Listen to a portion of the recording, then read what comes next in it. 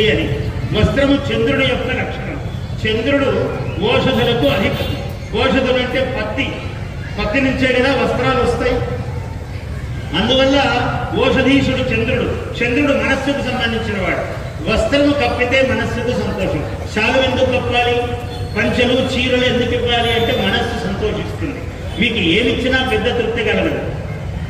అందులో 100 రూపాయలు పెడితే ఎక్కువ 100 పెట్టిండొచ్చు కదా, ఏమి 500 చేతికి రాలేదా అనిపిస్తుంది.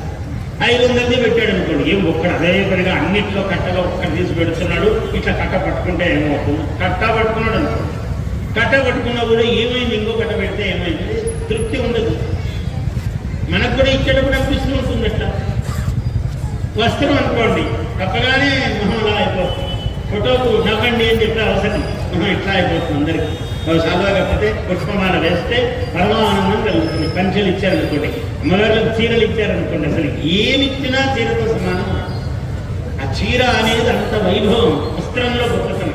అంటే మనఃకారకుడైన చంద్రుడు ఎప్పుడైతే ఆనందిస్తాడో మనకు ఆనందం కలుగుతుంది. చంద్రుడు ఎక్కడున్నాడు?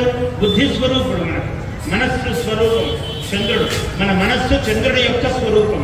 అందుకని వెన్నెల కనపడితే, చంద్రుడు కనపడితే మనకు తెలియకుండానే ఆనందం, మా మనసు అంతా ఇట్లా అయిపోతుంది వెన్నెల కనపడితే. అదే అమావాస్య కనపడితే మొహం ముడుచుకుపోతుంది మీకు తెలియకుండానే. ఎందుకు అట్లున్నావు అంటే అమావాస్య కదండి, ఎందుకు ఇట్లున్నావు అంటే చెప్పే అవసరం లేదు. వెన్నెల పూర్ణిమ. అందువల్ల చంద్రుని యొక్క కారణము చేత అన్నము కూడా అంతే. అన్నము కూడా చంద్రుని యొక్క లక్షణం. అందుకని అన్నం తింటే మనసు హాయిగా ఉంటుంది. అబ్బా కడుపు చల్లగా ఉందండి. వాడు కోపంగా, విసురుగా, కసలుగా ఉన్నాడు. ఎందుకంటే ఆకలిలో ఉన్నాడండి. ఆకలిలో ఉన్నట్టు అక్షయ ఉంటాడు ఆయన. ఆకలిలో ఉన్నాడంటే వాడికి ఎక్కడ లేని కోపం వస్తుంది. ఊరుకుంటే ఇక్కడేం కోపం చేసుకోవాల్సినంత ఇదే లేదండి. ఊరుకుంటే కోపడుతుంటాడంటే ఆయన పొద్దున్నుంచి ఏం తినలేదండి, అందుకనట్టు ఉన్నాడు. వెంటనే సమాధానం చేస్తే తెలిసిపోతుంది.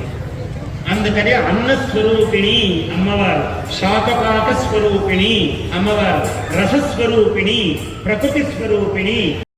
Please subscribe to our YouTube channel. Like and share this video.